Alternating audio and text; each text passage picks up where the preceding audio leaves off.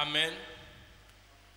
Que le nom du Seigneur soit béni et que sa grâce et sa paix reposent sur chacun de nous.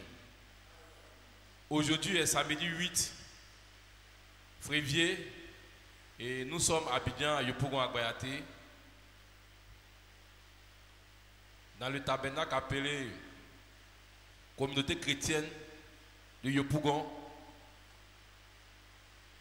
Nous voulons d'abord présenter nos excuses à tous ceux qui nous suivent de par le monde, nos frères qui sont en Espagne, nos frères qui sont en France, nos frères qui sont au Cameroun et tous ceux qui nous suivent. Nous voulons préalablement vous présenter nos excuses pour le retard et indépendamment de notre volonté. Vous savez, aujourd'hui les temps sont un peu difficiles, le transport est difficile, donc ce qui fait que les croyants traînent un peu les pas. Vraiment, les frères et les sœurs n'ont pas été à l'heure, on ne pourrait pas commencer sans eux. Maintenant qu'ils sont là, je pense qu'on peut maintenant débuter notre séance de questions et réponses. Puisque le temps est vraiment parti, nous allons nous tenir debout et lire une portion des Écritures dans le psaume 23, du verset 1er au verset 8. L'Éternel est mon berger, je ne manquerai de rien. Il me fait reposer dans de verts pâturages. Il me dirige près des eaux paisibles. Il restaure mon âme. Il me conduit dans les sentiers de la justice à cause de son nom. Quand je marche dans la vallée de l'ombre de la mort, je ne crains aucun mal, car tu es avec moi. Ta ouette et ton bâton me rassurent. Tu dresses devant moi une table en face de mes adversaires. Tu ondules ma tête et ma coupe déborde. Oui, le bonheur et la grâce m'accompagneront tous les jours de ma vie et j'habiterai dans la maison de l'Éternel jusqu'à la fin de mes jours. Amen. Sur ces paroles encore du psalmiste, nous allons tous élever la voix pour nous recommander à la grâce de notre Seigneur. Nous allons recommander ces moments entre le creux de ses mains. Nous allons recommander toutes les questions qui seront posées entre le creux de ses mains. Nous allons nous recommander corps, âme, esprit, en sorte qu'il puisse prendre le contrôle de toutes choses, qu'il puisse prendre le contrôle de l'atmosphère, pour que tous ceux qui aussi poseront des questions puissent trouver une réponse à leurs questions. Nous allons élever la voix et prier notre Dieu dans le nom du Seigneur Jésus-Christ.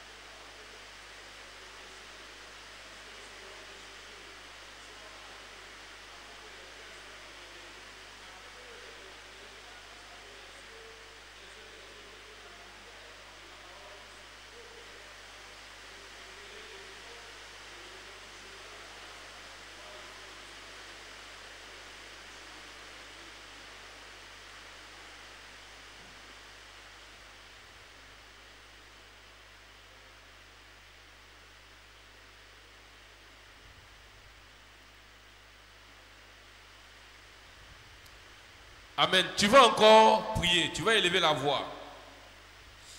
L'Écriture dit, celui qui bâtit en dehors de l'Éternel, il bâtit en vain. Si une œuvre est faite en dehors de l'Éternel, cette œuvre est une œuvre vaine. Alors tu vas dire au Seigneur de prendre la première place en ce lieu, dans tout ce que nous allons entreprendre. Que toute pensée humaine soit chassée. Que tout raisonnement humain soit chassé. Que tout ce qui n'émane pas de sa volonté soit écarté de nous. Et que son esprit puisse prendre le contrôle. En sorte que les frères nous écoutant soient édifiés. En sorte que ceux qui avaient des écailles sur les yeux, lorsque nous serons en train d'échanger, que ces écailles puissent tomber et que la lumière puisse luire dans les vies.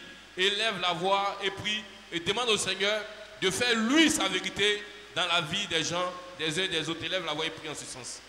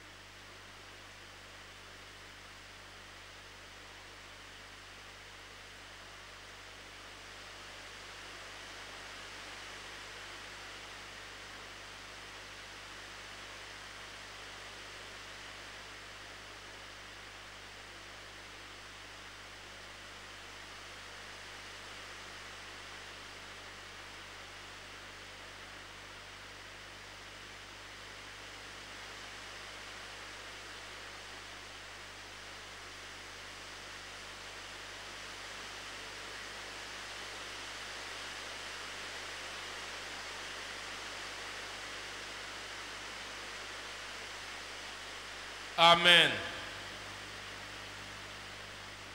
Nous allons chanter quelques cantiques.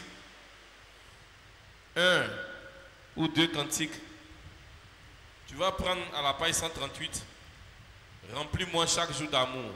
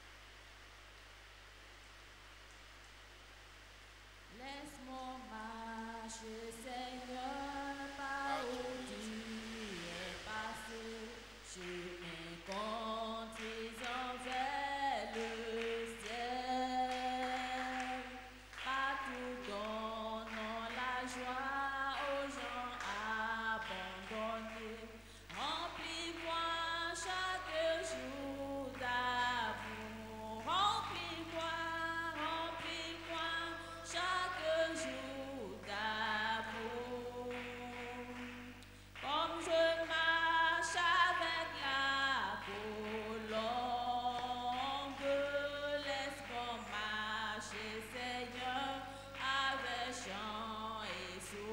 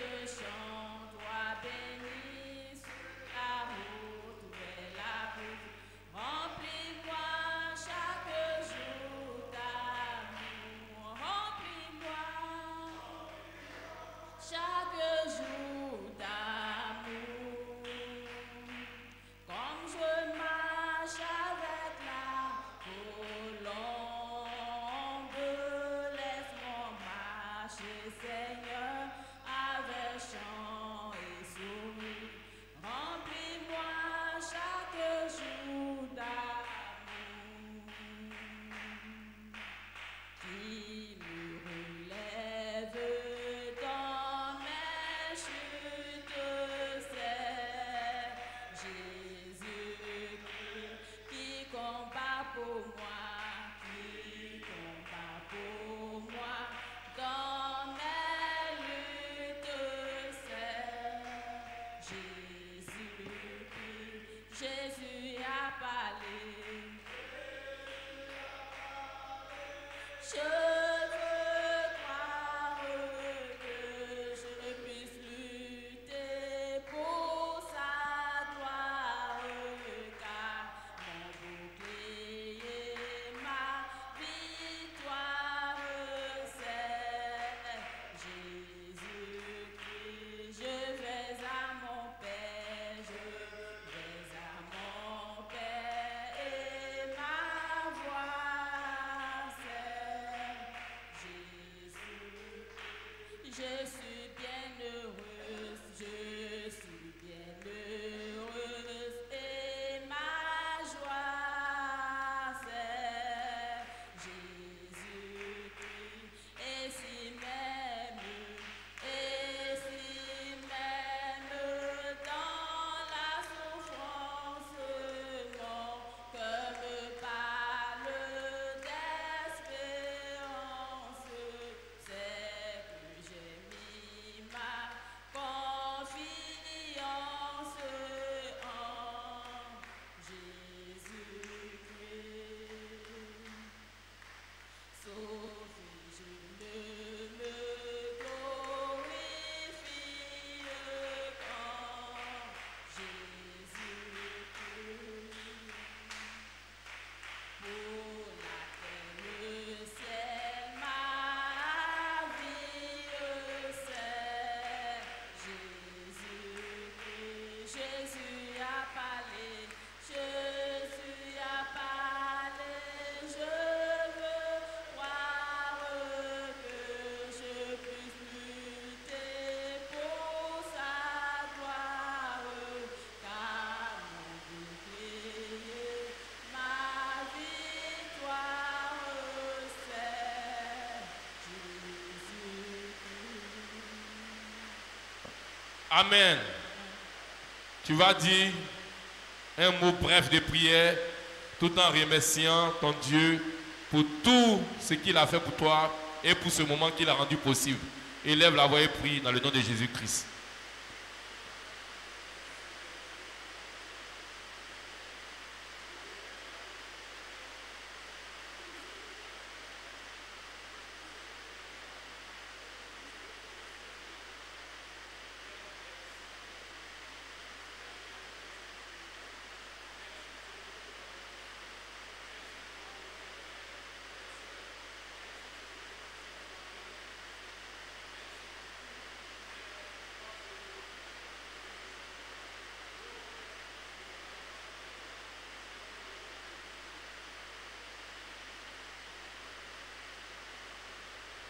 Amen.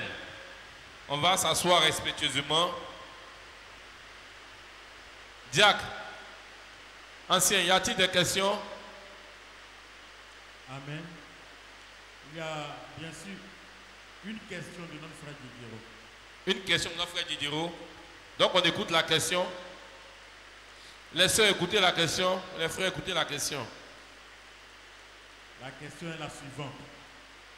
En fait, le frère aimerait savoir, y a-t-il une différence entre le vol et le business?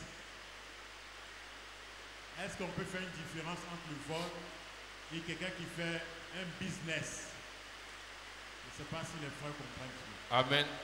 Le frère demande dans sa question, y a-t-il une différence entre le vol et le business?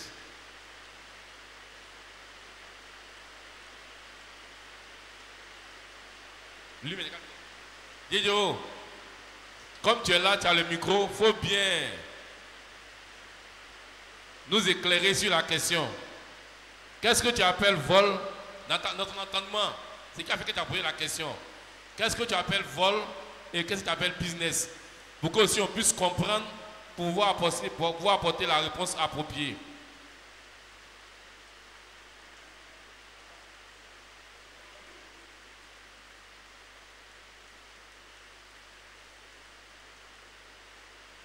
Amen, amen. Je vous salue tous dans le Saint-Nom de notre Seigneur Jésus-Christ. Moi, la question, ça me fatiguait un peu. La raison pour laquelle j'ai demandé à savoir s'il y a une différence entre le vol et le business. Bon, par exemple, concernant, nous connaissons tous ce qu'on appelle déjà le vol. Maintenant, concernant le business, j'aimerais savoir de l'autre côté, est-ce que dans le business, soit tu peux voler ou soit tu peux bien faire ou ne pas bien faire, ou un peu non. Tu peux bien faire ou ne pas bien faire aussi. Et ce qui me fatigue un peu, c'est que, je donne un exemple. Mon patron peut m'envoyer d'aller faire un travail. Et en partant travail, il me dit non, que le prix, c'est 10 000 francs comme ça. Je dois revenir avec 10 000 francs. Et puis moi, après avoir fini le travail, je fais comprendre à la personne à qui il a fait son travail que le travail c'est 15 000 francs. C'est 15 000 francs. Et lui, il peut me dire il a 13 000 francs. Vous comprenez un peu ce qu'il veut dire, non? Et puis il me donne les 13 000 francs. Et puis lorsque je reviens à la télé, il remet 10 000 francs à mon patron. Et puis moi, il y a 3 000 francs sur moi. Donc, si ce point-là, je veux demander à savoir si il y a mal fait ou il y a bien fait. Si j'ai compris bien, parce que c'est un peu lourd là-bas. Si ton patron t'a envoyé, ton patron a jugé le prix d'un travail à 10 000. Oui. Toi, tu arrives sur les lieux pour faire le travail, tu dis non, au monsieur que c'est 15 000 francs. Et puis le monsieur te remet 15 000. C'est ça? Oui. Il peut dire non, que il a 13 000 francs. Il peut dire de diminuer. Et puis il fait à 13 000. Voilà. Et c'est en revenant donner 10 000 à ton patron, c'est un mal. Ok. Comme c'est la seule question, on va essayer de changer dessus. Et puis après quoi, on va prier. On va quand même voir la pensée. Si les sœurs ont une pensée dessus. La différence entre le vol et le business.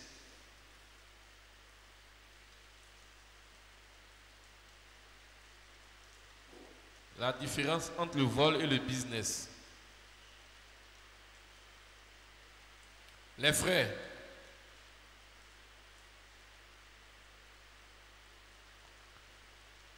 frère comment?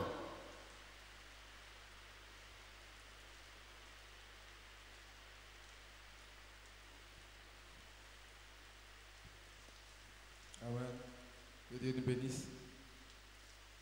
Au point de vue définition même déjà, il y a une très grande différence entre les deux mots. Un vol, on pourrait dire même que c'est un abus. C'est-à-dire prendre quelque chose de quelqu'un qui ne t'appartient pas. Voilà, de gré ou de force, tu prends quelque chose de quelqu'un qui ne t'appartient pas. C'est un vol. Prends quelque chose sans le consentement de quelqu'un, c'est un vol. Quelle que soit la personne, mais c'est ton parent, c'est ton père, c'est ta mère, tu prends une chose sans sa permission, c'est un vol.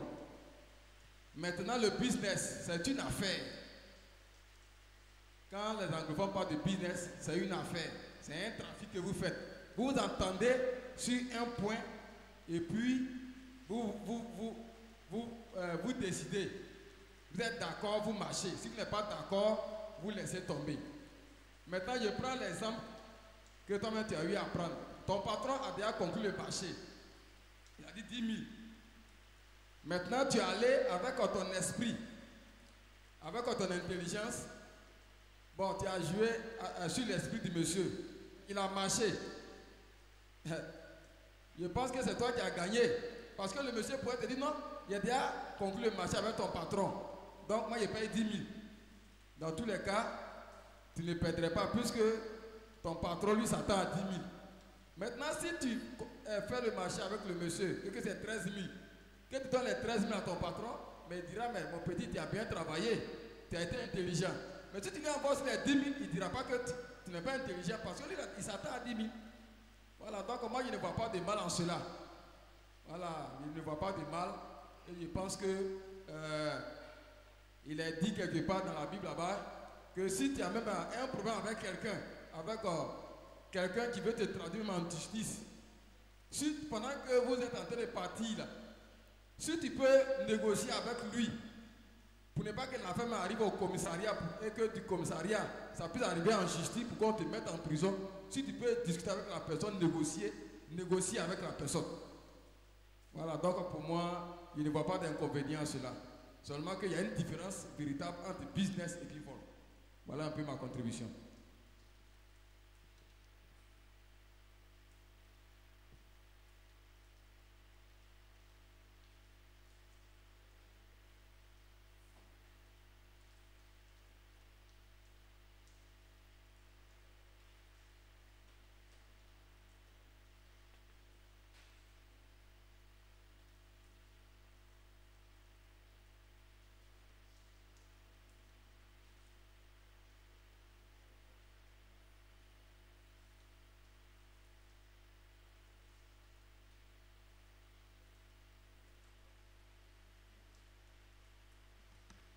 Amen. Voici ce que le frère a pu dire. Qui d'autre a quelque chose à dire? C'est une question d'opinion, hein? Oui. Il y a une idée.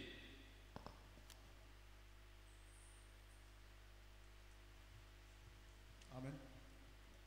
Bon, ici, bon, comme le frère l'a dit, c'est une question d'opinion. Voilà. Et c'est une question aussi de définition entre les deux mots. Le vol, c'est ravir quelque chose qui ne t'appartient pas. C'est-à-dire, comme le frère l'a dit, de gré ou de force. Le business, ce sont des affaires, ce sont des activités. On peut aussi, lui, il a parlé du point de vue service qu'il rend. Parce que le fait d'aller faire un travail pour quelqu'un, c'est ce qu'on appelle une prestation de service.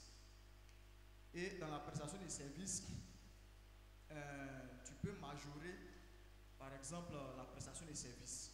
Pour moi, ce n'est pas un vol. Tant que l'argent du service qui t'a été remis a été rendu peut-être à ton patron en bonne et due forme, c'est que lui il a demandé. On peut prendre par exemple le cas de quelqu'un par exemple qui est un démarcheur. Bon, le propriétaire peut-être d'une voiture peut dire moi en ce qui concerne, on veut vendre ma voiture, moi je veux 5 millions de francs. Mais le démarcheur peut aller voir quelqu'un et lui dire bon, la voiture elle coûte 7 millions. Et le gars, il achète la voiture. Mais les 2 millions qui sont dessus appartiennent au démarcheur. Parce que le propriétaire lui a demandé les 5 millions. C'est s'il avait pris les 7 millions et fui avec, ou bien ne l'avait pas rendu au propriétaire, là c'était du vol. Mais là, c'est simplement du business. Il a pris le bénéfice qui était sur les 5 millions. Il n'a pas commis de péché pour moi. Voilà, c'est ce que je voulais dire. Amen. Frère Nyangra.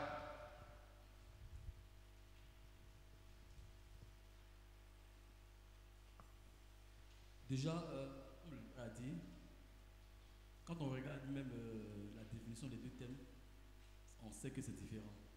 Le vol et le business, c'est deux choses différentes. On va rapidement aller dans le dictionnaire pour qu'ils sachent qu'est-ce que le vol.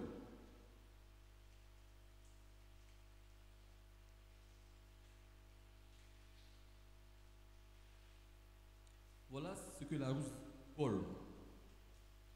Action de celui ou celle qui prend furtivement ou par la force le bien d'autrui.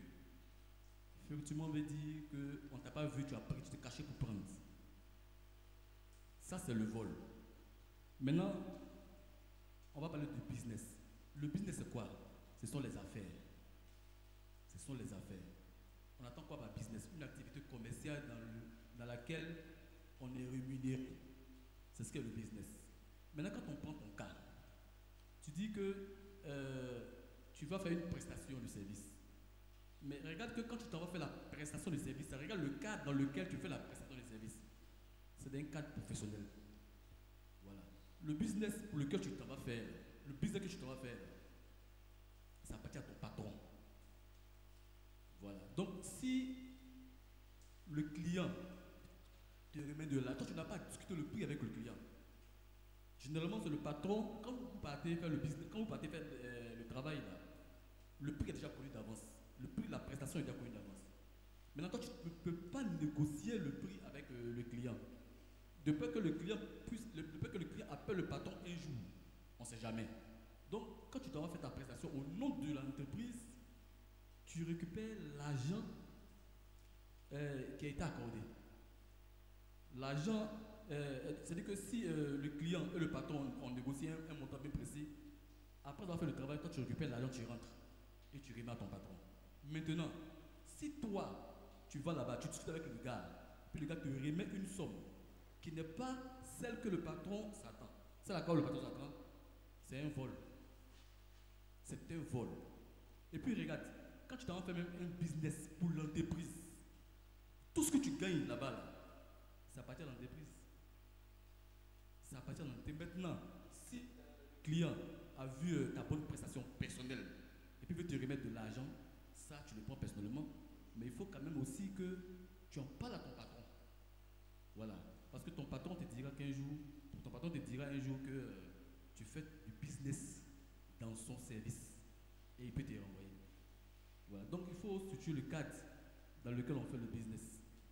Tu vois un peu? Voilà. Si c'est une entreprise, tu n'as pas le droit de faire le business dans l'entreprise. Parce que c'est dans le cadre de l'entreprise. Maintenant, comme tu es un professionnel, tu as un métier. Si tu as un métier en dehors des heures de travail, bien en dehors des jours de travail, si quelqu'un t'appelle pour un business et que tu vas rendre le business, il n'y a pas de problème. Là, tu peux négocier le montant que tu veux, tu prends sur ton argent. Mais si ce sont les heures de travail, ou bien c'est dans le cas du travail que tu récupères l'argent pendant que ton patron n'a pas d'aller travailler, ça, c'est du vol. Voilà, et que tu travailles, parce que dans les entreprises, là, généralement, on ne demande pas ce que l'employé puisse faire des prestations additionnelles au sein de l'entreprise. Ça, c'est interdit. C'est interdit. Voilà. Tu n'as pas le droit de faire des petits travaux autour de ton entreprise. Ce n'est pas possible. Voilà. Donc, il faut situer le problème. Voilà. Il y a le vol et puis il y a le business. Le business, ce sont tes actions personnelles. Tu vas faire tes propres business, c'est-à-dire que tes propres affaires en dehors des heures de travail ou en dehors du cas de travail, du cas professionnel, ça c'est pour toi. Mais si c'est dans le cadre du boulot, ça c'est un vol. Voilà, c'est comme ça. C'est ce que j'avais à dire. Amen. Qui d'autre a quelque chose à dire? Comme je disais, la question est un peu... Frère Digua, ce n'est pas une question sur laquelle on va durer. Tu veux dire quelque chose? Parle, vas-y. On ne peut pas te museler, on va parler et puis bon. Voilà. Oui. En fait, on a dit que c'était une question d'opinion. Je vais donner aussi un peu mon opinion. Bon, selon ce qu'il a dit là, le patron a déjà jugé le prix ou bien le patron l'envoie et puis lui dit envoie-moi 10 000. Parce qu'il a déjà jugé le prix. Il n'a pas jugé le prix. Il prend un exemple. Il dit bon, va faire le cadre là. Habituellement, on fait ça à 10 000. Moi, je vais dans un quartier, un bon quartier. Si je dis au monsieur 15 000, ça c'est mon bien. Le patron s'attend, il n'a pas jugé le prix. Comprenons ce qu'il a dit. Hein. Si le patron a déjà jugé un prix et puis arrivé là-bas, Titan, ça c'est autre chose. Parce que à l'avenir, le patron peut l'appeler et puis toi, tu seras fautif. Et si dans l'entreprise, tu es connu comme un chrétien, on dit, toi tu es chrétien, il y a l'image que tu donnes. Mais le patron dit, ça l'on fait ça à 10 000. Il t'envoie, il te donne l'adresse. Toi tu arrives sur les lieux,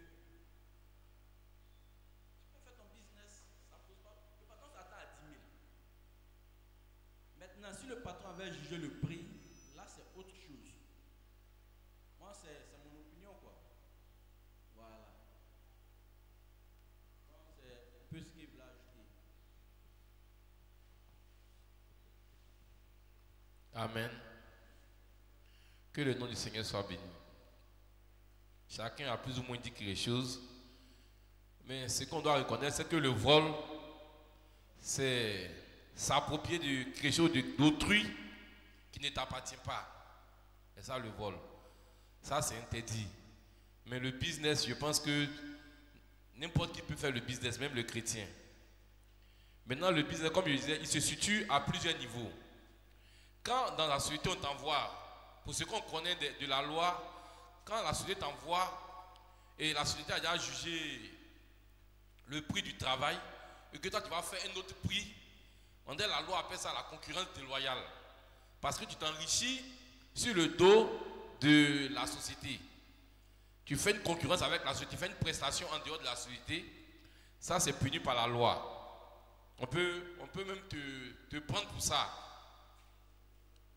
Voilà, parce que la société a déjà arrêté le prix, toi tu vas pour surévaluer. C'est une société dans une société. L'homme de droit arrivé va nous dire quelque chose dessus et puis on va prier. Il faut réfléchir sur la question. Business, vol. La différence entre le business et le vol. Maintenant, si lui dit son patron l'envoie pour aller faire un service, il a jugé le prix à 10 000, c'est ça non? Il n'a pas jugé le prix. Mais comment il sait que c'est 10 000?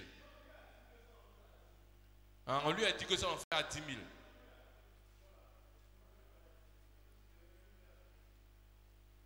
Mais il travaille sous la tutelle de son patron. Le jour que son patron apprend qu'il a fait à 15 000, il ne lui a pas donné l'argent, il peut le renvoyer. Donc j'ai dit c'est complexe. Je prends un exemple de quelqu'un peut-être qui travaille et peut-être au port ou bien peut-être et son patron envoie un bateau de poissons et puis il lui dit dans le manifeste, il lui dit le poisson que j'ai envoyé là, c'est 1000 cartons. C'est 1000 cartons. Et il calcule tout, il lui donne. Quand lui vient, il débarque, il voit que c'est 1200 cartons. Les 1200 cartons là, le patron pour lui est déjà en ordre. Il va retenir 1200 cartons là en France. Maintenant, 200 cartons là, si tu donnes ça au capitaine, il va prendre. Ça c'est un business. Le boss a déjà eu pour lui, il a déjà calculé, tu as livré sa marchandise. Ça c'est pas du vol, c'est un business. Tu as fait le travail du boss correctement. Tu n'es pas rentré, pioché, quoi que ce soit. Mais il y a du surplus. C'est un business. Tu ne vas pas retenir ça en France pour que ça revienne après. Non. Donc il dit c'est un peu complexe. Il y a les domaines où ça passe, il y a les domaines où c'est risqué. Donc comme tu voulais avoir un peu d'opinion, on a simplement débattu un peu pour voir comment les choses peuvent se passer. Sinon c'est complexe. Donc le business réellement, tu te lèves, tu as des idées, tu mets en place, tu payes une voiture ou bien quelqu'un veut un terrain, il te dit c'est 7 millions. Toi tu vas te dire non, tu trouves le marché à 10 millions. Tu ne le voles pas. Ah, j'ai eu un preneur. Tu prends ces 7 millions, tu lui donnes. Tu prends tes 3 millions, tu es dans ton business. Tu es dans ton business. Tu payes ta voiture à 2 millions, tu la vends, tu es dans ton business. Maintenant, de l'autre côté, c'est un peu complexe. C'est un peu complexe. Moi, je pense que dans tous les boulots, il y a quand même la sagesse pour faire les choses. Il y a la sagesse pour faire les choses. Moi, il y a un ami qui gérait hôtel. Son patron, il dit son patron sait que dans la journée, ils vont prendre au moins 2 ou 3 chambres pour eux. Mais le patron leur demande de ne pas exagérer, de ne pas tout prendre. Il sait pertinemment qu'ils vont prendre 2 ou 3 chambres pour eux. C'est comme ça. Il dit c'est comme ça dans les domaines. Ils savent ça. Les patrons savent que dans la journée, quand les passages vont se faire, ils auront 2 ou 3. Mais il y a d'autres qui exagèrent et qui se font peut-être après prendre. Oui, chaque service a ses avantages qu'il offre, qu'on peut appeler aussi business. Dans le service, tu peux appeler ça un business. Peut-être tu es du corps, quelqu'un vient te voir. Ah, vraiment, il faut m'aider, mon frère a un problème, tu donnes quelque chose. Si tu, dans la mesure où tu ne spoilies pas quelqu'un et que tu peux aller vers les supérieurs pour dire que vraiment, je plaide pour lui, c'est un petit business que tu as fait. Ce n'est pas un péché. Ce n'est pas un péché. Donc, il dit c'est un peu. Chacun peut parler pêle-mêle, quoi. Mais c'est le vol qui est interdit. Mais en tant que fils de Dieu, quand tu es dans un endroit, tu dois avoir quand même la sagesse et l'intelligence pour pouvoir faire les choses, pour pouvoir avancer dans ton service, pour pouvoir faire les choses, pour ne pas considérer que ça puisse retomber sur toi. Parce que si tu le fais mal, non, on te dit non, il faut aller dire 15 000, tu ne voles pas. Maintenant, lui qui t'attrape, on dit, mais la dernière fois tu as pris 15 000, puis tu as déclaré 10 000. C'est une fausse déclaration, c'est un vol. C'est une fausse déclaration. C'est un vol. Donc, oui, Kofi, il faut dire quelque chose. Et puis, bon, Amen. Si l'homme de droit n'a rien à dire, on va prier. Je voudrais juste donner un exemple. Oui, oui. Avec l'entreprise où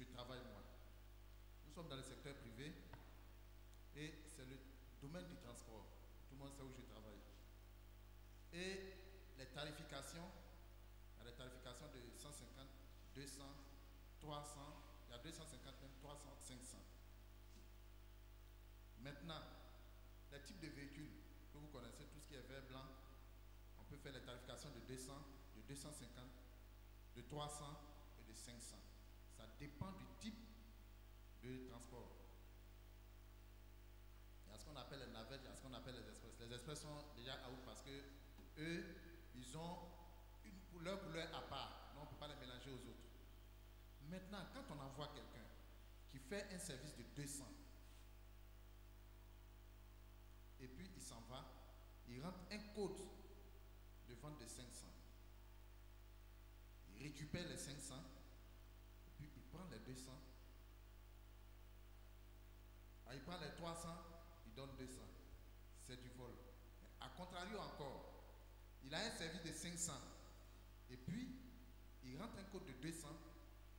C'est 200 qu'il a vendu, mais il encaisse 500. Les gens pensent qu'en faisant ça, ils vont gagner 300 francs sur l'entreprise. Mais c'est mal connaître l'entreprise. Tout est informatisé. Dès que tu tapes, le serveur a toutes les informations. Et donc, pour ça, il y a plein qui se sont fait envoyer. C'est-à-dire, il rentre le code de 200, il fait exprès, il encaisse 500. Pour lui, il a gagné 300. Quand il va faire un voyage, c'est au moins 15 000, 20 000. Non, il met ça dans sa poche, pensant qu'il est en train de faire son business. Mais ça les rattrape toujours. Donc voilà un peu l'exemple. Dans le cadre de l'entreprise, il faut faire ce que l'entreprise te demande. Il ne faut pas aller au-delà. Parce que ça va toujours te rattraper. Et étant chrétien, ça ne fait pas une belle image de notre Seigneur. Donc voilà l'exemple que je voulais donner. Comme ancien. Oui, vas-y. Que le nom du Seigneur soit béni. Le frère, il a posé une question simple et claire. Les spéculations de gauche à droite, là, ça ne rentre pas. C'est ça qui l'emmène en fait. C'est pourquoi il est venu me voir pour poser la question. Y a-t-il une différence entre le vol et le business? Est-ce que le business c'est le vol? Est-ce que le vol c'est le business? Attendez. Donc, ce n'est pas, je ne sais pas, c'est l'exemple que tu as pris. On ne parle pas d'une entreprise où on parle de surfacturation. Quand on parle de surfacturation, c'est l'entreprise qui endosse cela. Et donc toi, là, tu es un voleur. Voilà, parce qu'il y a surfacturation. C'est pourquoi même les ministres, quand il y a des audits là, on les prend et puis on les jette en prison. Ça, c'est pas un business. Maintenant, le business dont a parlé frère Marc, et puis souvent même Kalou même en parle. Mais le bateau arrive. Dans le bateau là, il y a combien de conteneurs? Le gars, il a déjà calculé qu'il y a peut-être 10 conteneurs. Mais quand il vient, il met un surplus dessus. Quand le frère rentre dans le bateau, il voit qu'il y a un surplus. Ce qui est déclaré sur la fiche là, il sait que peut-être que c'est 10 conteneurs, mais il y a un surplus qui est venu. Mais l'année, le surplus, c'est il vend. Le patron qui est là-bas, là, lui, là, sur sa fiche là, c'est 10 conteneurs. On fait son calcul, on lui donne son argent. Ça, c'est pas un vol. Ça, c'est un business. C'est différent dans le cadre. Parce qu'il y a plusieurs entreprises. Ceux dont ils sont en train de parler là, ça veut dire que la Sotra, ils ont les quais. Toi, tu viens, quand tu fais ça, là, ça sort chez eux là-bas, ils te voient. Ils savent que tu as fait quelque chose, tu as fait une surfacturation, mais ça n'a rien à voir. Dieu te dit, son patron dit, le travail que tu vas faire là, en tant qu'un patron qui est expérimenté, je vois que c'est un truc de 10 000. Maintenant, moi, il me rend sur le terrain. Et ma bouche, il travaille. Ou bien il dit au gars là que non, c'est qu'on s'en va payer comme instrument là. Voilà, ça fait tel, ça fait tant, ça fait tant. Il dit, il n'y a pas de souci, comme c'est ton travail, enfin, prends l'argent, va payer. Je m'en vais payer, je m'entends avec dans la quincaillerie. Je paye un truc, peut-être moins. Et puis ça me revient. J'ai peut-être, comment ça? Comment je peux dire, un bénéfice peut-être de 2 000, 3 000, 4 000. Moi, je vais faire le travail. Il me donne les 10 000, ou bien il me donne 15 000. Mais je me donne les 10 000 du patron. Est-ce que c'est lui qui va dire pour aller là-bas? C'est pas lui qui a parlé là-bas. Et en tant que patron, quand il a expérimenté, il dit ça là, c'est 10 000. Je ne suis pas tenu de venir lui dire que là-bas, je suis parti, j'ai pris 15 000. Ça n'a rien à voir. C'est mon business, ça n'a rien à voir. Tu dis c'est 10 000, voici 10 000 là, et puis il va prendre un bon gain. Maintenant, si toi tu es trop spirituel, tu ne peux pas lui dire que non, patron, je suis parti là-bas, tu as dit 10 000, mais voilà, ça a fait 15 000 francs. Mais comme le frère l'a dit, il va te remercier. Il va te remercier parce que dans son esprit là, c'est 10 000. Tu es parti, tu as travaillé plus. D'autres te disent, mais s'il prend les 10 000, peut-être même dans les 15 000, il va te donner 1000 francs. Parce que tu as travaillé plus. Mais c'est différent dans le cadre de l'entreprise. C'est ce que je suis en train de dire là. Les surfacturations. Toi, tu es un croyant. Ça, c'est pas un business. C'est ce que Niagara a dit. C'est pas un business. C'est dans le cadre de l'entreprise. Parce que ce que tu es en train de faire là, les factures là, c'est l'entreprise qui va endosser ça. Ce n'est pas qu'un truc, tu fais un toit, tu fais des calculs et puis machin, tu es en train de. Non. Et puis il y a Chris Robert m'a raconté une histoire. Il dit, dans une cimenterie, c'est pas au port, il y a un de ses frères là, qui était un peu bien placé, c'est eux qui pèsent les tonnes de ciment. Et puis, on dirait que la machine avait un problème. Donc, quand on dépose les ciments, la machine ne dit pas le tonne de ciment qu'il faut exactement. On dirait qu'il déclare moins. Or, quand les ciments qu'ils mettent là, c'est plus, mais la machine déclare moins. Il dit, mais son frère a fait ça des années. Il y a son cousin, bien son quoi là. Il a fait ça des années. Il a payé des camions. Il partait faire des chouettes, les filles, tout ça là. Il avait de l'argent, des moyens. Ça, c'est business, non? On peut apparenter ça comme du business. Un jour, ils sont venus réparer la machine à son insu. Donc, quand la machine déclare, par exemple, un tonnage, lui, pour lui, c'est plus. Donc, il enlève dedans. Et puis, bon, il déclare ce que la machine a déclaré. Mais ils l'ont attrapé. Ils l'ont attrapé. Donc, c'est pourquoi il dit que c'est délicat. Et c'est ce que tu as dit. Donc, on ne peut pas se fier si quand je peux dire que non, non. Le business est différent du vol. Le vol est différent du business. Mais ça dépend. Voilà. C'est ce que je vois. C'est suffisamment clair. Kofi, tu es en chérie? Kofi. Ce que le frère vient de dire, je n'en disconviens pas. Le vol est différent du business. Le business est différent du vol. Mais dans le business, il peut y avoir du vol. Ça, je dis oui et amen. Personne ne peut me museler pour ça. Vous comprenez? Dans le business, quelqu'un en faisant du business, il peut voler. Vous comprenez? Oui, oui. Voilà un exemple que le frère lui-même vient de donner. L'autre, il pensait faire du business. Au point où lui-même, on vient réparer l'appareil A. Il ne sait pas, pour lui, c'est toujours la même chose. Et il fait une déclaration. La solution, comment on appelle ça? Quelle a été sa sanction? Il a été renvoyé purement et simplement. Donc, même dans le cas vrai, ton patron t'envoie. Il te dit ce travail-là, on a l'habitude de le faire à 10 000. C'est lui son client, c'est lui qui connaît le client. Toi, tu ne le connais pas. Tu ne sais pas ce qu'il peut se dire. Il t'envoie, tu fais le travail à 15 000, 20 000. Comme il t'a dit, ce travail, on a l'habitude de faire à 10 000, tu lui envoies 10 000, tu gardes les 5 000. Maintenant, est-ce que il dit ton petit 15 000? Lui de quoi? C'est un voleur dans un business. C'est pas du business, c'est un voleur. Oui, Nyangé va parler, puis Krap va faire parler en bouclé. Amen. Comme je l'ai dit tout à l'heure, en fait, la chose est vaste. Voilà. Parce que très souvent, la frontière entre les deux est assez mince et puis ça dépend des environnements. Nous, chez nous, par exemple, nous traitons avec plusieurs prestataires. Il peut arriver, par exemple, que le prestataire arrive, comment on appelle ça, par exemple, l'ouvrier ou bien l'employé arrive chez un prestataire. Le gars lui dit, il sait que, quoi ça? Voilà. Il dit, il peut arriver, parce que c'est une préoccupation aussi que je pose en même temps. L'autre dit que si le patron lui a dit que c'est 10 000, il va déclarer, comment on appelle ça, il doit aller dire là-bas que c'est 10 000, ou bien si c'est plus, il doit venir dire au patron que j'ai eu plus ce fois-ci. C'est-à-dire quand c'est plus, le patron félicite. Mais s'il donne, par exemple, s'il remet le montant demandé par le patron qui garde les 5 000, là le patron va le condamner. Mais, par exemple, il y a des clients où vous partez, par exemple, pour faire un travail déjà connu, je ne parle pas du secteur formel, hein, je parle du secteur informel, par exemple, les hommes des métiers, voilà, comme les menuisiers, les mécaniciens, peu importe.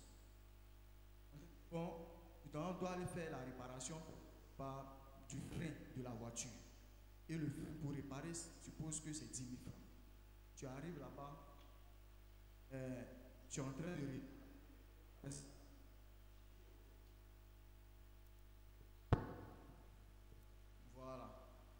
Tu es en train de, tu finis de réparer le frein et puis le client te dit, ah mon frère, pardon, c'est vrai que tu as réparé le frein, mais il y a une autre panne là, il faut toucher ça en même temps. Et puis, pardon, il faut toucher ça en même temps. Voilà, on va se gérer. Bon, tu es parti dans le cadre de l'entreprise. C'est ton patron qui t'a envoyé là-bas. Tu as fini de faire le travail du gars. Le gars il t'a donné les 10 000. Maintenant il te dit, bon, comme tu as touché le frein là, bon, il va mettre 5 000 francs dessus. Bon, tiens, il met les, bon, quand tu as touché autre chose, il met 5 000 francs dessus. Il met les 5 000. Qu'est-ce que tu fais? Tu as déclaré tous les 15 000, mais tu déclares les, 15 000, les 10 000 francs du travail que tu es venu faire. Non, il dit c'est une suggestion. Pas dit ça a quelque chose à voir. Je pose en même le problème pour qu'on puisse voir là. Donc c'est un peu ce que je voulais poser comme problème. J'ai dit, comme ce n'est pas une question biblique, on va rester ici comme soir. Ce n'est pas une question biblique où on peut donner un verset pour dire ceci et cela. Ce que nous sommes en train de dire là, c'est intéressant. C'est intéressant quand c'est bon. C'est intéressant quand c'est bon. Ce qui sera mieux même pour nous, les fils de Dieu, c'est que chacun ait lui-même son travail. Là, il est épanoui, il fait ce qu'il veut. Mais quand tu es envoyé, tu es toujours soumis à quelque chose. Il y a une force derrière. Toi, tu as fait le frein, tu as pris les 5 000 pour la société, et tu as donné pour la société. C'est bien, là, il a signé tout ça. Demain, le frein pète. Il va appeler directement la société pour dire, celui que tu as envoyé là, voilà ce qu'il a fait. C'est ton travail qui est gâté. Et on dit ça là, on ne peut pas répondre ça. Chacun connaît son domaine où il est. Moi, je connais mon domaine. Je connais mon domaine. Il y a des choses qu'on appelle ça business. C'est dans mon domaine, je connais comment ça évolue. C'est un business. Ouais, on ne peut pas tout expliquer ici. Donc, chacun connaît son domaine. Voilà. On ne peut pas dire c'est ça là qui est juste, c'est ça là qui est faux, ou bien ça là est bon, ça là n'est pas bon. Tu connais ton domaine, tu connais comment ça évolue. Peut-être que là-bas, on ne rend pas compte, ou bien c'est comme. Donc, ce qui est apporté, qui est à ta portée, et qui n'est pas du vol, si tu vois que ça ne peut pas te nuire, il n'y a pas de mal en ça. C'est ton travail, tu as fait pour gagner les 5 000. C'est ton travail, c'est ta force. La société est là pour elle. Maintenant, toi seul connais comment la société évolue. Tu n'as pas volé, mais ça peut être préjudiciable demain. Vous voyez? Donc on ne peut pas dire on peut pas caler quelque chose sur cette affaire-là. On ne peut pas caler pour dire c'est comme ça, c'est comme si, c'est comme ça, c'est comme si. Moi, c'est ce que je pense. Hein. Il n'y a pas de verset pour dire non, faites comme ça, faites ceci.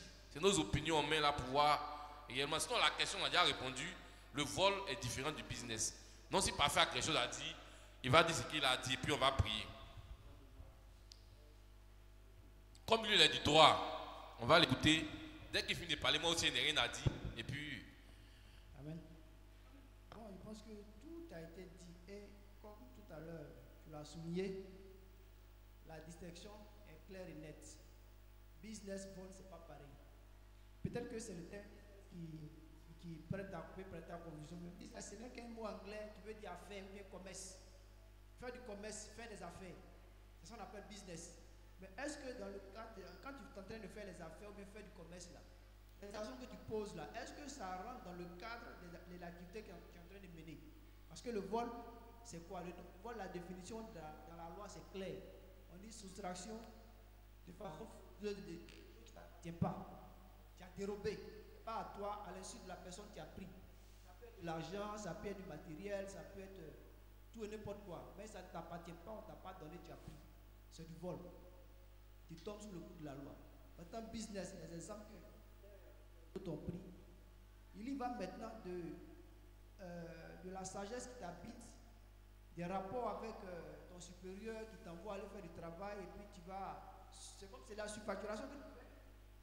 Tu vas penser que c'est du business, c'est des affaires, mais tu as surfacturé. Donc, tu as volé. Ça peut se tenir contre toi demain, comme le frère a dit. Si le travail était mal fait, que le client se plaint du patron. Ah, mais j'ai payé 15 000 pour ça. Non, c'est 10 000 francs j'ai reçu.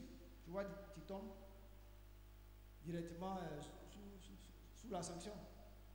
C'est un peu cette petite précision additive que je voulais faire. Donc, vol, c'est pas business. Business, c'est pas vol. Amen. comme quelqu'un qui travaille dans une société, un ami qui travaille dans un pressing. Et il voyait d'autres clients qui étaient proches de sa maison pour dire que moi je peux laver vos vêtements à la maison. C'est son business. Ils ne sont pas venus à la société avec les habits. C'est son business. Mais le jour que la femme a su, il a payé, il a pris pour concurrence déloyale. Parce que le client est déjà une fois venu chez elle. Maintenant, lui, il prend les vêtements, il lave, il ne prend pas son savon. C'est lui-même son savon, il prend. C'est lui-même son propre savon, son homo, il prend pour laver. Mais il a cassé à la PJ et ils l'ont envoyé sans droit.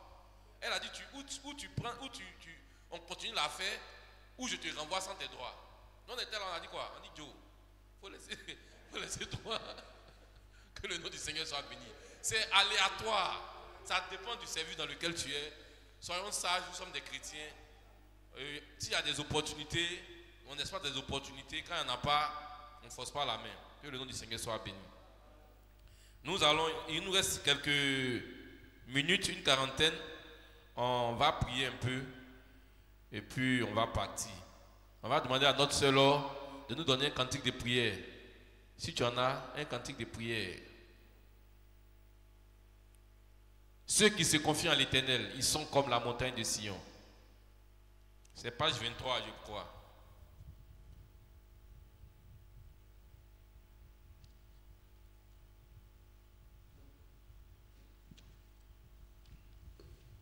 Oui, c'est page 23.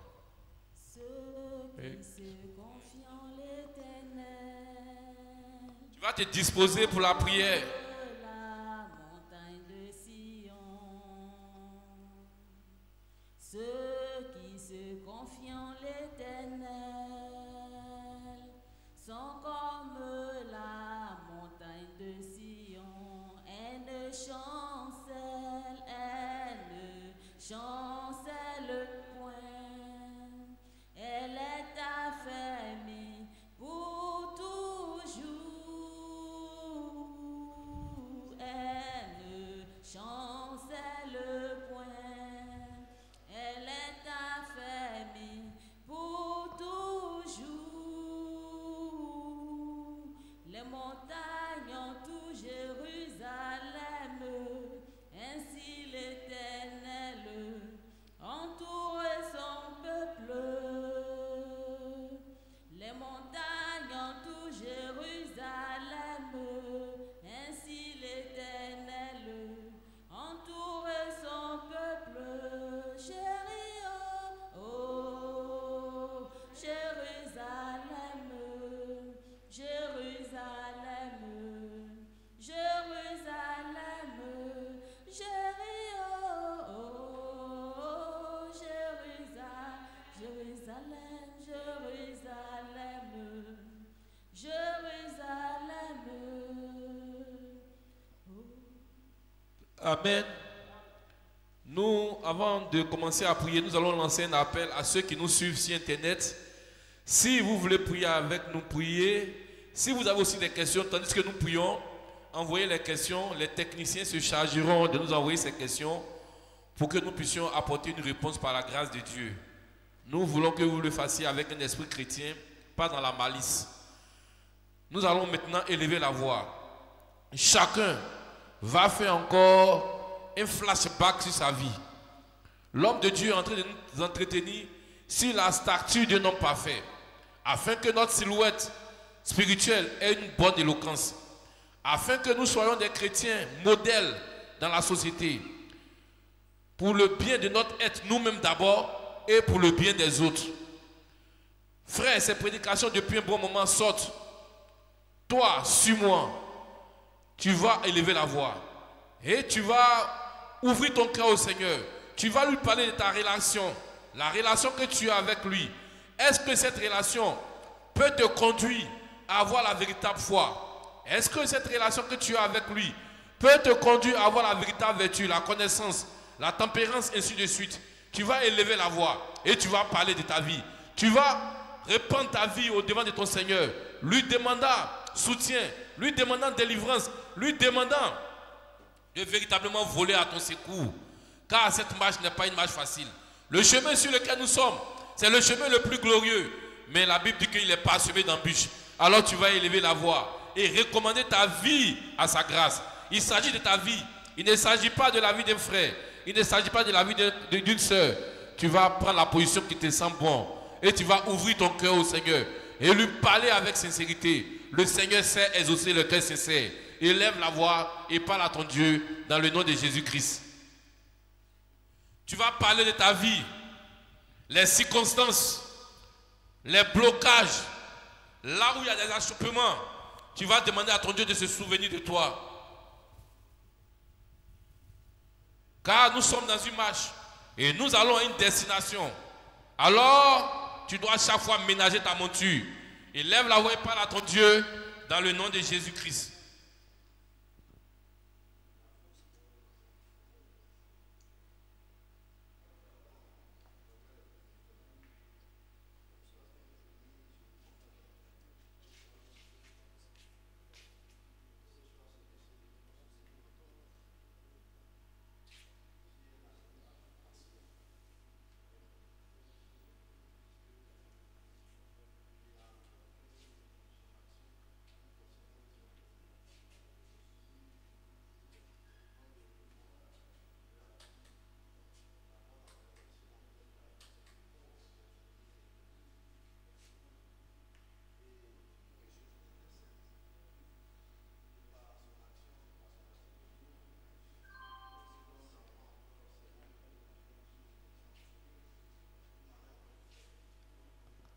Il dit les bontés de l'Éternel se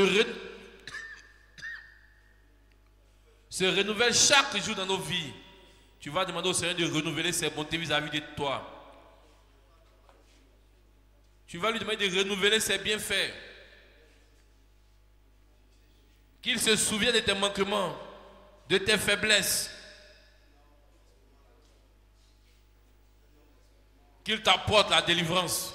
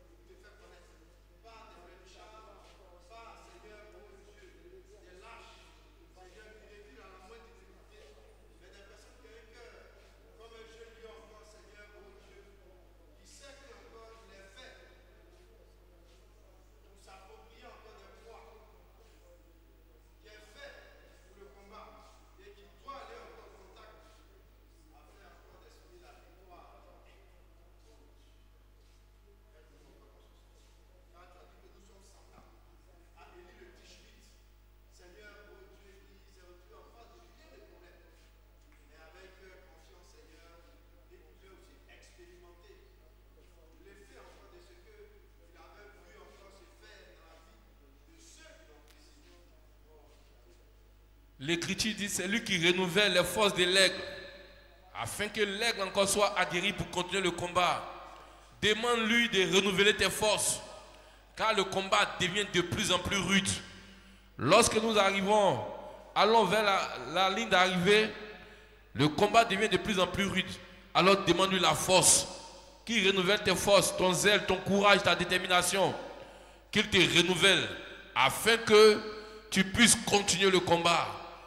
Et dis comme Paul, j'ai combattu le bon combat et j'ai achevé la course. Parle à ton Dieu ainsi. Demande-lui de renouveler tes forces.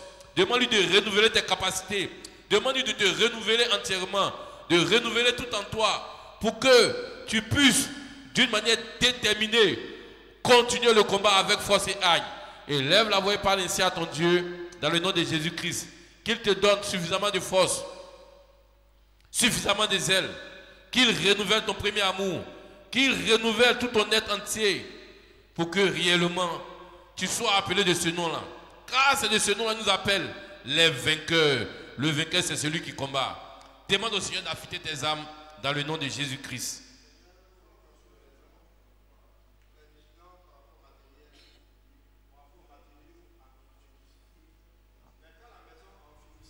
Demande-lui d'affûter tes âmes, de renouveler tes âmes, de renouveler tes forces, de renouveler tes capacités. La Bible dit qu'il avait renouvelé Caleb, les forces de Caleb, pour permettre à Caleb de marcher jusqu'à la terre promise. Qu'il renouvelle tes forces, tes capacités, pour te permettre de marcher jusqu'au baptême de Saint-Esprit, le gage de ton enlèvement. Élève la voix par lui, dans le nom de Jésus-Christ.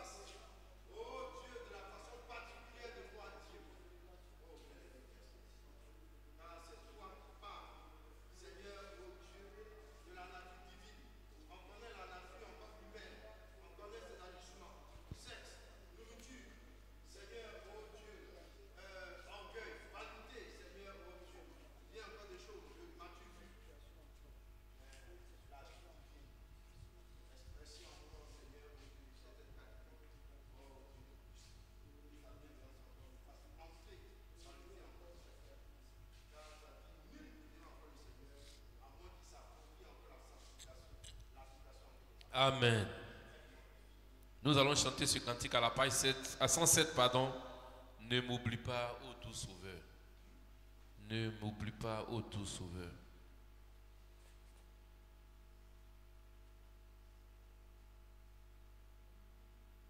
Tu vas chanter ce cantique tout en pensant à toi, tout en pensant à ta vie, tout en pensant à ta marche avec lui, tout en pensant à ta relation avec ce Dieu-là. Tu vas lui demander, au travers de ce cantique, qu'il ne t'oublie pas et qu'il se souvienne de toi, qu'il écoute ta voix lorsqu'il répondra aux autres, qu'il ne t'oublie pas. Nous allons chanter ce cantique tout en dans un esprit de prière, tout en pensant à notre vie. C'est là. Ne m'oublie pas, ô tout sauveur, écoute ma voix. Quand tu répondras aux autres, ne m'oublie pas, sauveur.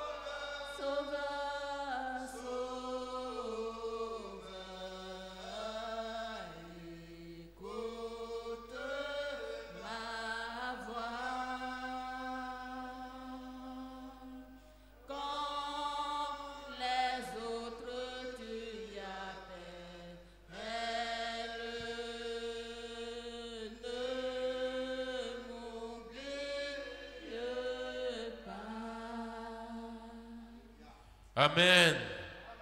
Oui, notre Seigneur, notre Dieu ne nous oublie pas. Nous allons encore prier.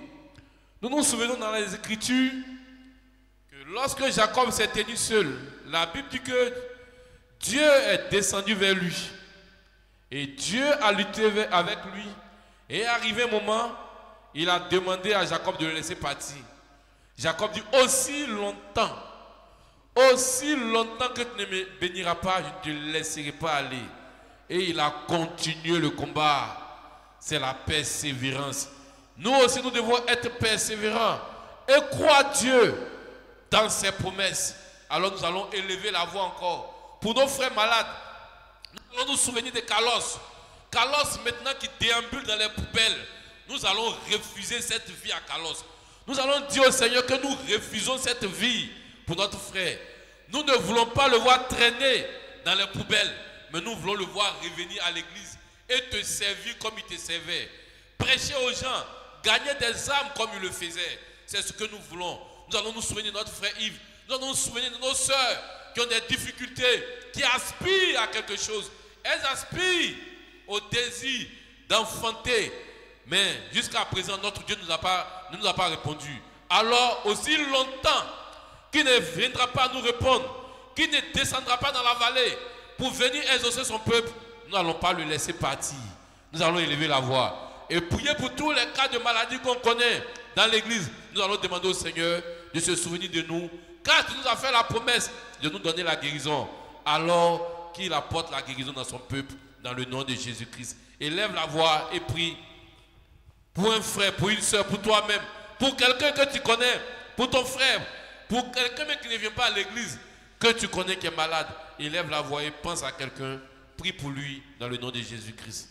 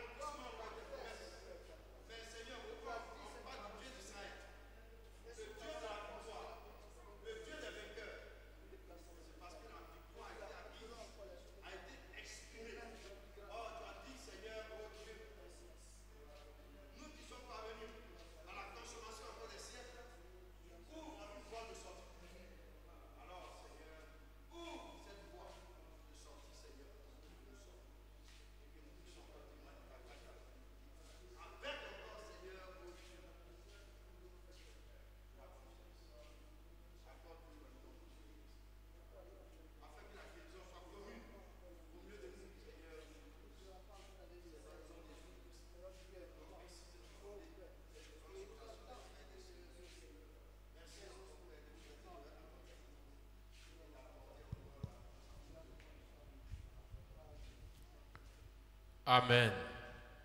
Nous avons prié et nous sommes exaucés dans le nom de Jésus-Christ. Il est exactement 11h55. Il nous reste 5 minutes pour terminer. Nous allons faire nos offrandes, faire nos annonces et puis nous allons partir.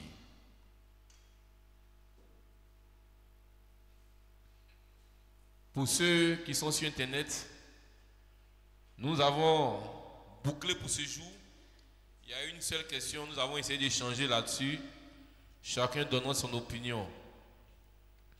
Maintenant que nous sommes à la fin, nous allons faire les offrandes. Groupe musical, comme un fleuve immense, page 25. Comme un fleuve immense, nous allons chanter ce cantique tout en apportant nos offrandes.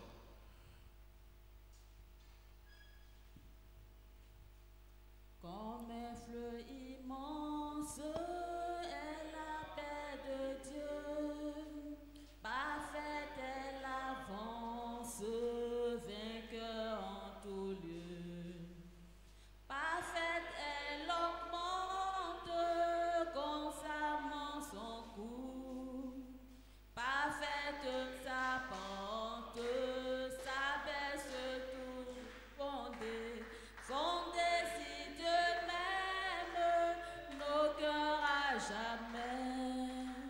En cours bien suprême, sa parfaite paix. Fondée si Dieu m'aime, nos cœurs à jamais.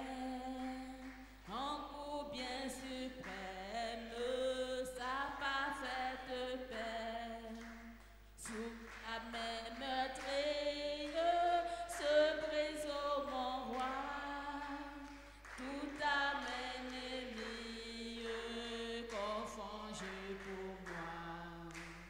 Rien ne peut me nuire ni troubler mon cœur. Tu veux me conduire, tu seras vainqueur fondé. Fondé si Dieu m'aime, nos cœurs à jamais. En cours bien suprême, sa parfaite paix. Tu traces ma voie, j'y marche avec foi. L'épreuve de la joie me vient de toi. Cadran de nos vies marque chaque jour les heures bénies du soleil d'amour selon ta promesse. Oh Jésus mon roi, j'ai trouvé sans cesse paix parfaite en toi.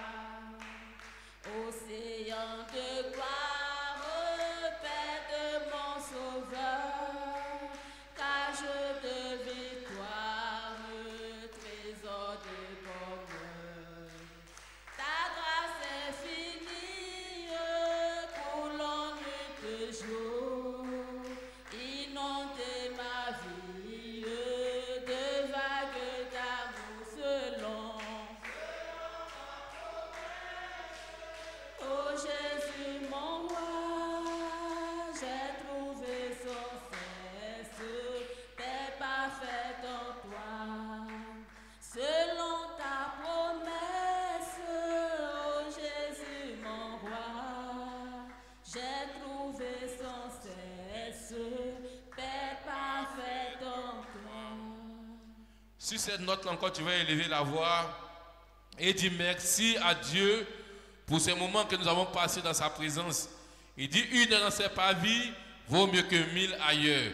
Et tu vas en profiter par la même occasion, recommander ces offrandes que tu as faites. Tu vas demander au Seigneur que ces offrandes-là, comme lui-même l'a fait la promesse, soient source de bénédiction pour ta vie. Élève la voix et prie en ce sens dans le nom de Jésus-Christ. Après quoi, le frère parfait va nous congédier.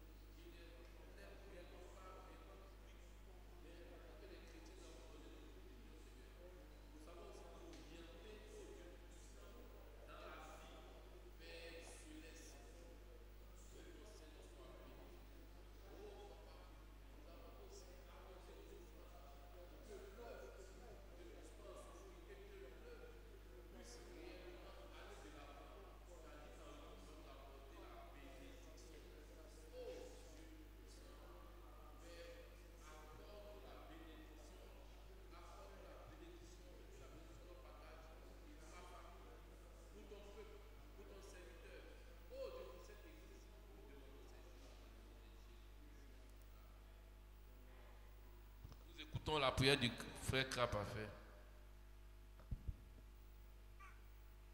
Nous te bénissons, te rendons grâce, Seigneur, notre Père, notre Dieu.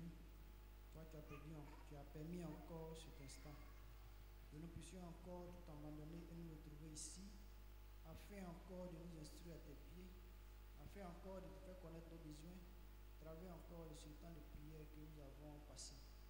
Nous te sommes infiniment reconnaissants d'avoir disposé toutes choses, d'avoir encore conduit les choses jusqu'à maintenant, Père. Alors que, Père, nous allons partir, nous voulons encore nous recommander à ta divine grâce, afin encore que tu nous gardes, que tu veilles sur nous, et que tu te souviennes encore de ces requêtes que nous avons formulées ici, Seigneur. Tu as dit, nous viendrons, nous te prierons, nous partirons, et toi, l'Éternel, notre Père et notre Dieu, tu nous exauceras. Nous croyons que nous partons d'ici exaucés. Nous croyons que nous partons d'ici, ô Père, guéris. Nous croyons que nous partons d'ici, ô Père, dans la joie, dans la paix, dans le bonheur, Seigneur. Merci encore d'agréer ces offrandes. Alors que nous rentrons, garde-nous, chacun pour sa part, jusqu'à nos demeures respectives, Seigneur. Et permets encore que nous revenions ici demain, pour continuer encore l'adoration, en ton nom de Jésus-Christ, notre Père, notre Dieu, j'ai prié, qu'il en soit ainsi. Amen. Amen. Que le Seigneur soit béni. Pour les annonces, la principale.